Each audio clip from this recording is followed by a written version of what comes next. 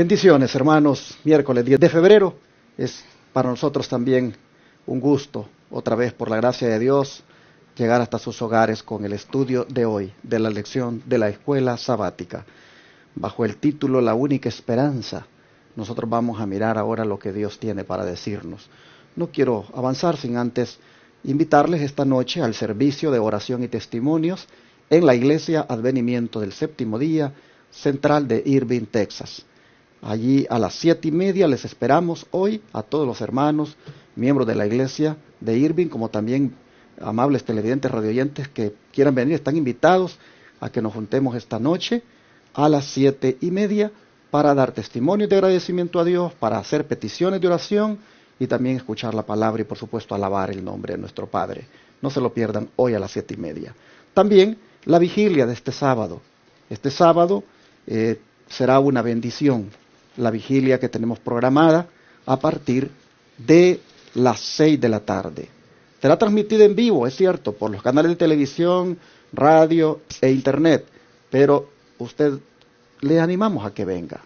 Le animamos a que venga usted que vive en Houston, San Antonio, Austin. Hagan plan de venirse para juntarnos como un solo pueblo, una sola iglesia, alabando a Dios. Bueno, están invitados para este sábado a las 6 de la tarde. El pastor Héctor Torres va a estar este sábado con nosotros, predicando la palabra de Dios por la mañana en el culto divino y también predicará otro mensaje por la noche en la vigilia. Tenemos otros invitados también como el hermano Rodi Reyes de West Palm Beach, Florida, e igualmente el hermano Ramsés Ágreda, que también viene de allá de West Palm Beach, Florida, y la hermana Beatriz Ortega como nutricionista, que estará también teniendo temas de salud. Y así, hermanos, vamos a estar muy bendecidos en esta vigilia. Yo estaré predicando en la iglesia de Forward. Estaré ahí compartiendo la palabra de Dios por la mañana este sábado. Desde las 9 de la mañana estaré allí en la iglesia y predicaré a la hora del culto divino. Bueno, vamos en este momento a presentar a mis hermanos que me acompañan siempre todos los días cuando estudiamos la lección, como son mi hermano Tony y mi hermano Carmelo. Hermano Tony, buenos días, bienvenido. Buenos días, hermanos, a todos y cada uno, bienvenidos a esta nueva lección de escuela sabática, o sea, la que corresponde a este día, miércoles, que esperamos que sea de gran bendición para todos. Donde estés o donde vayas, si vas manejando, estés en tu trabajo y puedes escuchar trabajando, que Dios te bendiga y cuídate en tu trabajo.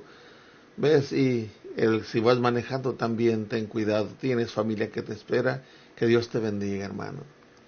Hermano Carmelo, ¿cómo está usted? También agradecido al Señor por estar nuevamente aquí, ¿verdad? Pues junto con ustedes, hermanos, hermanas, estudiando estas lecciones tan importantes para nuestra vida, que realmente yo he estado aprendiendo.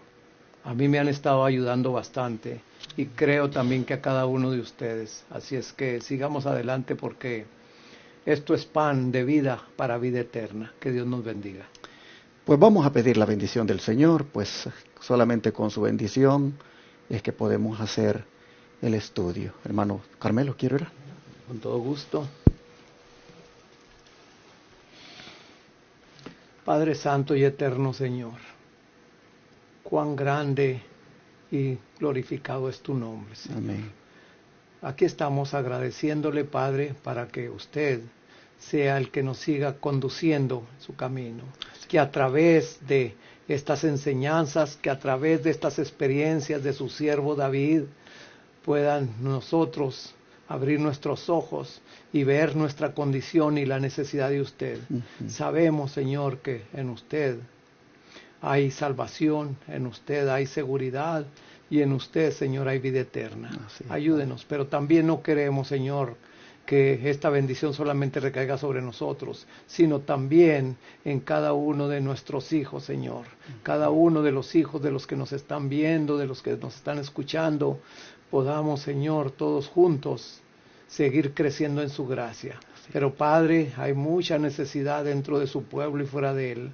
Ayúdenos para que oremos los unos por los otros, que podamos ponernos en sus manos y que a través de estas lecciones, Señor, sigamos creciendo en su gracia.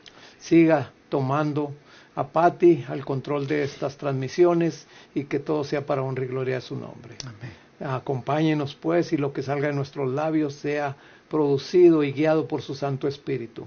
Gracias por todo, lo pedimos y agradecemos en el nombre de Jesús. Amén. Amén. Amén. La única esperanza. Así titula la lección ahora. Bueno, vamos a mirar qué pasó con David cuando ya fue despedido del ejército filisteo, que le dijeron no te queremos aquí, así que vete.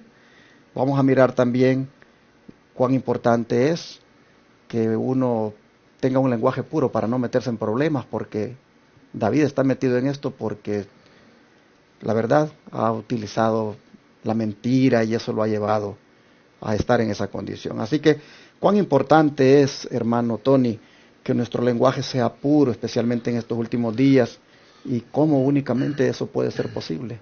Sí. Dice en Apocalipsis 14, versículo 1 y versículo 5, después miré y aquí el Cordero estaba en pie sobre el monte de Sión, y con él 144,000 que tenían el nombre de él y el de su padre escrito en sus frentes. Y el 5 dice, y en su boca no fue hallada mentira, pues son sin mancha delante del trono de Dios. Está hablando de los 144,000, de los que reciban el sello. Y Santiago 4:8 dice así, acercaos a Dios y Él se acercará a vosotros. Pecadores, limpiad las manos, y vosotros los de doble ánimo, purificad vuestros corazones. Estamos viviendo ya en los últimos días, y está hablando aquí de los 144,000, y hay un salmo, no recuerdo si habla, el que habla de quién habitará en el monte santo, el limpio de manos, el que no se halló engaño en su boca. Habla de los sellados, y el sello de Dios, el sellamiento del pueblo de Dios se está llevando a cabo, hermanos. Y es importantísimo que entendamos esto, porque aquí nos menciona cómo es la importancia de que solamente los que vivamos o vivan, si están con vida todavía o estamos con vida, ¿verdad? Cuando se lleve a cabo este acto, recibiremos el sello de Dios si tenemos estas características. No haya engaño en nuestra boca. Que para mí en lo personal, hermanos, es importantísimo porque nos valimos de cualquier cosa, incluso para decir mentiritas que parece que no tienen importancia. Pero mentira es mentira. Y debemos de tener mucho cuidado. Aquí está hablando al pueblo de Dios en los últimos días, es a ti y a mi hermano. La conducción del niño dice, vuestra vida esté libre de prácticas engañosas. Como a manera de sentencia, así lo dice la sierva del Señor en Conducción del Niño, página 138. Vuestra vida esté libre de prácticas engañosas. ¿Por qué? Porque nosotros estamos en el tiempo del fin, estamos en los últimos días. Y el pueblo de Dios debe comenzar ya a ser de esa característica que tienen los 144,000, que en sus bocas no es hallada mentira. ¿Y por qué no es hallada mentira? Porque ellos siguen al Cordero por donde quiera que va. Y aparte de eso, tienen el nombre de él y el de su padre escrito en la frente. En otras palabras, el remanente refleja el carácter de Dios, porque el nombre del Padre y del Hijo tienen que ver con su carácter. Si tenemos nosotros el nombre de Él escrito en nuestra frente, es decir, que tenemos, hermanos, asimilado su carácter. Y es una característica de los 144,000 que ellos no son mentirosos. No es hallada mentira en su boca. Y esto es muy importante, y en esto, hermanos, ¿cuántos no hemos mentido alguna vez? ¿Cuántos no se les salen las mentiras en cualquier momento? Reflexión, hermanos, que esto no debe suceder porque nos va a meter en problemas. Sí, hermano. Precisamente el contexto de Apocalipsis 14, no del 1 sino del 5 que se leyó, fíjense, lo vamos a encontrar en Sofonías 3:13, acerca del remanente precisamente. Dice Sofonías 3:13 que el remanente de Israel no hará injusticia, ni dirá mentira, ni en boca de ellos se hallará lengua engañosa, porque ellos serán apacentados y dormirán y no habrá quien los atemorice. Tremendo. Qué hermoso, hermanos. Realmente nosotros como pueblo del Señor debemos ser fieles en todas las áreas. Debemos ser honestos, debemos ser leales. Y como dice por allá Santiago 4:8, que también aquí, ¿verdad?, está hablando acerca de estos textos. Santiago 4:8 nos dice así, creo que ya me lo perdí. Dice Santiago 4:8 de esta manera. Dice, acercaos a Dios y Él se acercará a vosotros. Pecadores, limpiad las manos, y vosotros los de doble ánimo, purificad vuestros corazones. Qué palabras tan fuertes, hermanos, pero realmente tú como yo somos pecadores, le hemos fallado al Señor. Así es que pidámosle al Señor que nos limpie de todo mal. Pero la única esperanza, si ustedes notan, es acercarse a Dios. Amén. Es la única esperanza, acercarse más a Dios, y Él se va a acercar a nosotros. La única esperanza es seguir al Cordero por donde quiera que va. La única esperanza para nosotros es, hermanos, llegar a ser de los 144,000. Es la única esperanza para nosotros poder tener un vocabulario que esté a la altura. Amén. Bueno, vamos a describir lo que David enfrentó en Ziklag, porque lamentablemente toda, como dicen, siembra trae una cosecha. Y David, aquí vamos a ver que todas sus equivocaciones, sus errores, sus mentiras allí, pues lamentablemente lo van a llevar a experimentar una tragedia. ¿Qué pasó en Ziklag, hermano Carmelo? Bueno, vamos a ver cuando regresó, que no fueron a pelear, cuando regresó David a Ziklag, ¿qué fue lo que encontró por allí? Vamos a ver, aquí nos lo dice en 1 Samuel 30, del 1 al 6. Dice que cuando David y sus hombres vinieron a Ziklag al tercer día, los de Amalec habían invadido el Negev y a Ziklag, y habían asolado a Ziklag y la habían prendido fuego, y se habían llevado cautivas a las mujeres y a todos los que estaban allí, desde el menor hasta el mayor, pero a nadie habían dado muerte, sino se los habían llevado al seguir su camino.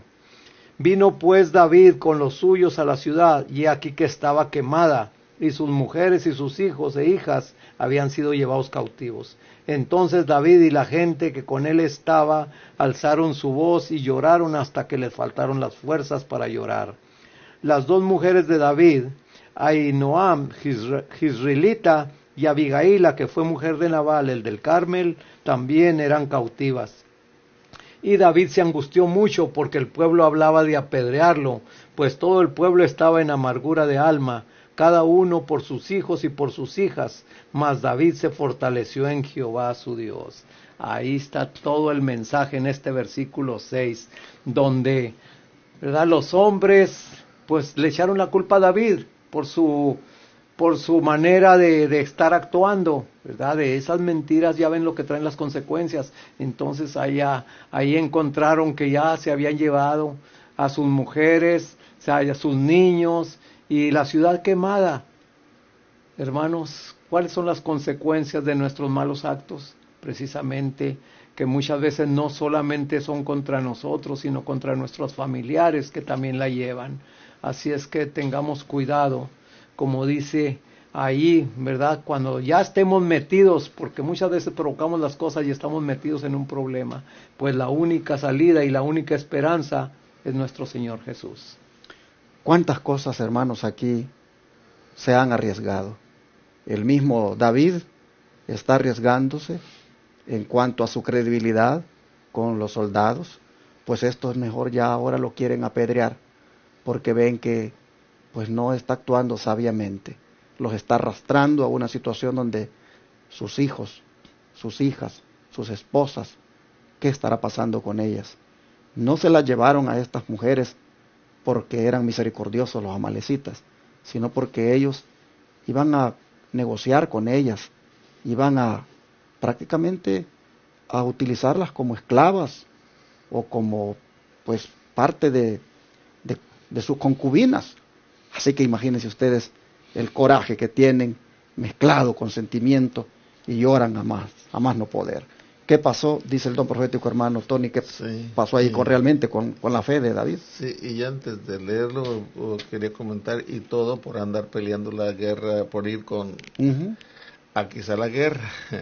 Bueno, dice así en Patriarcas y Profetas, la página 748, dice: con esto David era castigado nuevamente por la falta de fe que le había llevado a colocarse entre las filas de los filisteos.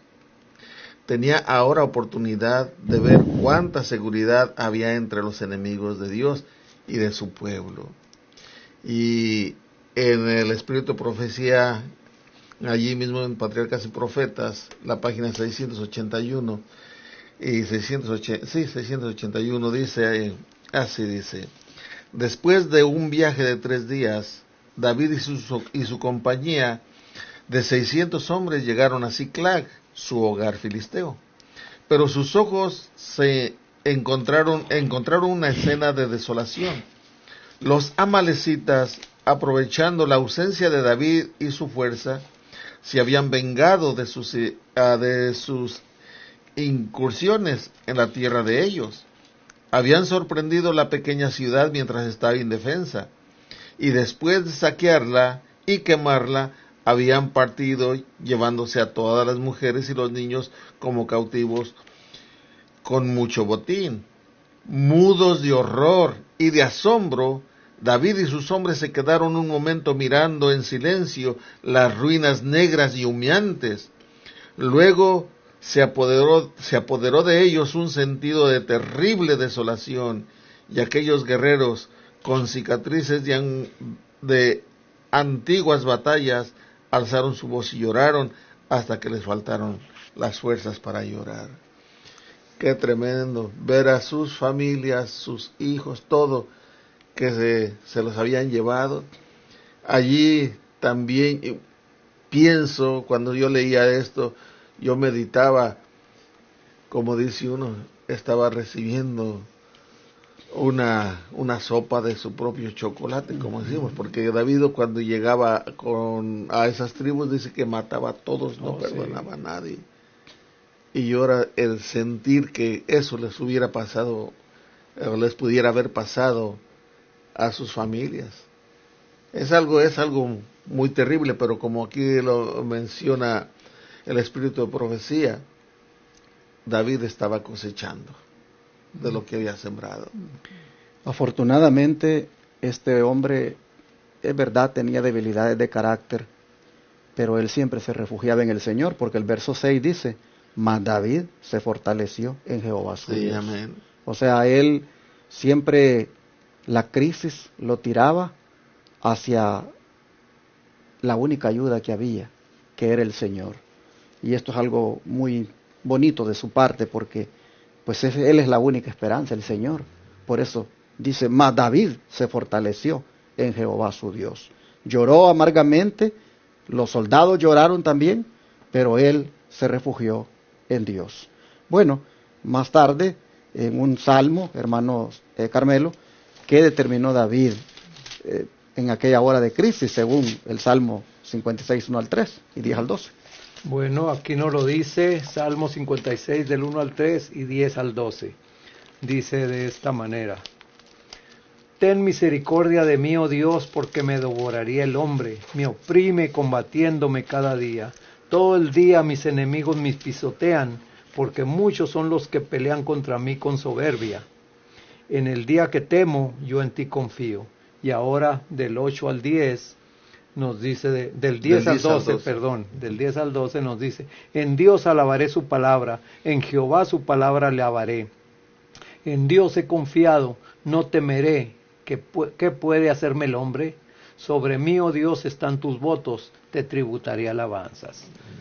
Hermanos, ahí estas palabras que David expresó nos indican, ¿verdad?, la necesidad que en esos momentos él sentía, precisamente cuando se le venía encima, no solamente, ¿verdad?, como había quedado muy atrás las asechanzas de Saúl, sino que ahora hasta sus propios hombres, ¿verdad?, querían casi apedrearlo, porque por su culpa hasta sus mujeres habían sido llevadas cautivas.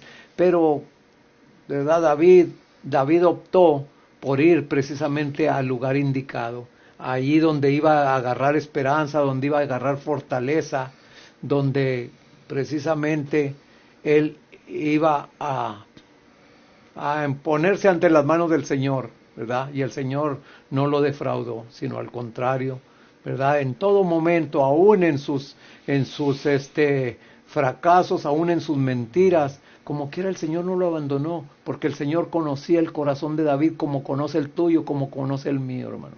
Sabemos que tenemos un enemigo que anda tras de nosotros, como dice Pedro, como león rugiente buscando a quien devorar, y tarde o temprano, ¿verdad?, conoce nuestra habilidad y es por ahí por donde precisamente nos ataca.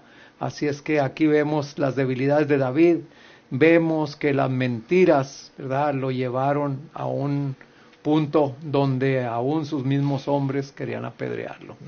Así es que el Señor nos ayude, ¿verdad?, en cualquier circunstancia y en cualquier situación a la cual tú o yo nos hemos metido por nuestras mentiras o por nuestra fragilidad de carácter, ¿verdad?, que el Señor nos ayude. Pero qué bonitas las palabras del versículo 3, hermanos, de este Salmo 56.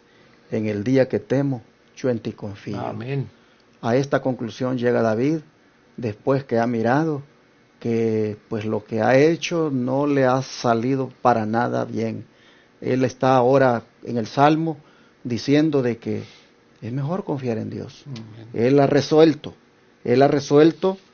ante todos los enemigos, él ha resuelto, hermanos, someterse a Dios y pues dedicarse, como dice aquí en el verso 11, en Dios he confiado y no temeré.